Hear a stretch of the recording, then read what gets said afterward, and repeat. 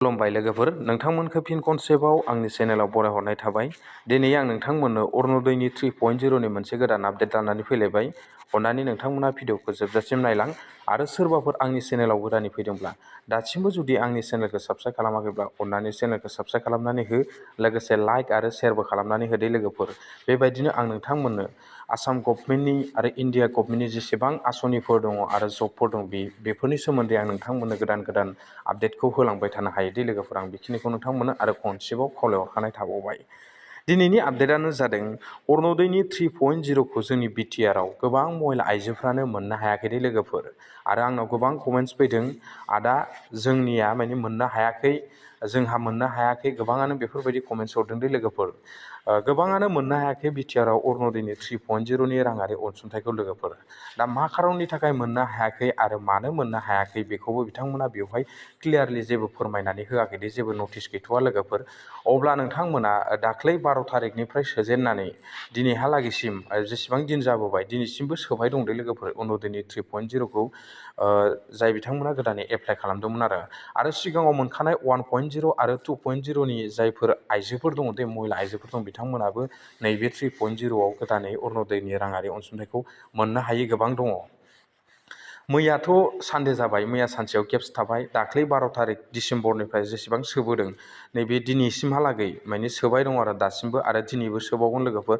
जानुवारिनि 5 थारिखसिमहालागै बिथांमोना सोनायनि मोनसे खखना होदों दे लोगोफोर, आसामनि चिफ मिनिस्टार बिथाङा। दा नोंथांमोनाबो जुदि बेफोराव जुदि अरुणदयनि 3.0आव जुदि राङारि अनसुंथाइ मोननो हायाखैब्ला नोंथांमोना गिबियावनो मा खालामनांगोन, जोंनि बिटिआरआव थानाय महिला आइजोफ्रा माने गोबाङानो मोननो हाखायाखै नालाय, आरो सोरबा गोदानफ्राबो मोनदों, सोरबा गोजामाबो मोनदों।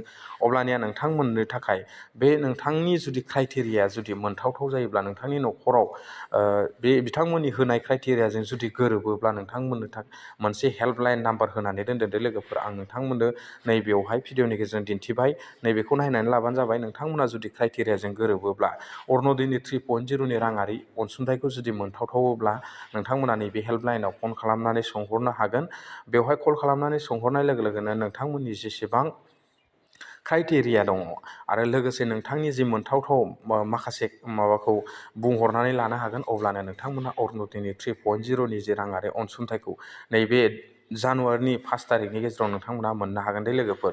नोंथांमोना बेखिनि खामानिखौ मावनानै लाब्लानो जाबाय। जाय बिथांमोना अरुणदयनि 3.0आव जे राङारि अनसुंथाइ मोननो हायाखै आइजोफोरा, नोंथांमोना नैबे हेल्पलाइनाव कल खालामनानै सोंहरबानो जाबाय। अब्लानो नोंथांमोना अरुणदयनि 3.0नि राङारि अनसुंथाइखौ मोननो हागोन। आरो आं बेखिनिखौ दिनै नोंथांमोननो फोरमायखाबाय दे लोगोफोर। जाय बिथांमोना दासिमबो जुदि अरुणदयनि 3.0खौ मोननो हायाखै, गोजामानो जा गोदानानो जा, 1.0आनो जा 2.0आनो जा, लोगोसे बे 3.0आनो जा, बिथांमोना जुदि मोनाखैब्ला, जुदि क्राइटेरियाजों गोरोबबा बे नाम्बाराव कल खालामनानै लाहरनानै सोंहरबानो जाबाय। आरो आं बेखिनिखौ नोंथांमोननो दिनै फोरमायबाय।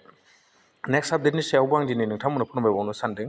नेक्स्ट आपडेटआनो जाबाय, जाय बिथांमोना आंनाव कमेन्ट्स खालामनानै सोंहरबाय दंमोन दे, आदा फार्मार आइडिखौ माबोरै बानायो, फंबाय फार्मार आइडिखौ बोरै बानायो, बेखौबो आं नोंथांमोननो नैबेयावहायनो बे भिडिअनि गेजेरजोंनो फोरमायलांनि आरो फार्मार आइडिखौ बोरै बानायनो हायो। नोंथांमोना गाव गावनि मबाइल फननि क्रोम ब्राउजारखौ अपेन खालामनानै लादो। बेवहाय नोंथांमोना सार्च खालामनानै हो। मा सार्च खालामनांगोन, बेवहाय नोंथांमोना फार्मार नैबेखौ सार्च खालामनानै होबानो जाबाय। आरो फार्मार आइडि आसाम बेखौ नोंथांमोना सार्च खालामनानै होदो लोगोफोर।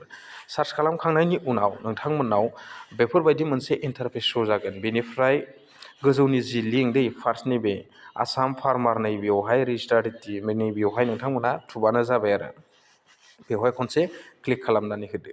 क्लिक खालामखांनायनि उनाव नोंथांमोनाव बेफोरबायदि इन्टारफेस शो जागोन आरो फार्मार आइडिनि। बेवहाय नोंथांमोना, आं क्लियारलि फोरमायहरखानोसै, गोबाङानो सोंहरबाय दंमोन कमेन्ट्सनि गेजेरजों, फार्मार आइडिखौ बोरै बानायो फंबाय, बोरै बानायो आदा, बोरै बानायो ब्र', बायदिसिना नोंथांमोना कमेन्ट्स खालामनानै सोंहरबाय दंमोन दे लोगोफोर। नाथाय बेखौ आं नोंथांमोननो क्लियारलि फोरमायहरखानि, नोंथांमोना फार्मार आइडि बानायनो थाखाय गाव गावनि मबाइल फनजों जेबो हानाय नङा दे लोगोफोर। आं बेखिनिखौ क्लियार होखाबाय। बेखौ CSCनि थ्रुयैसो बानायनो हायो लोगोफोर। नाथाय एसे सिगाङाव बेखौ CSCनि थ्रुयै नङाब्लाबो नोंथांमोना बानायनो हायोमोन। नाथाय दा चेन्ज जाबाय दै, बियो गोदान आपडेट जाबाय।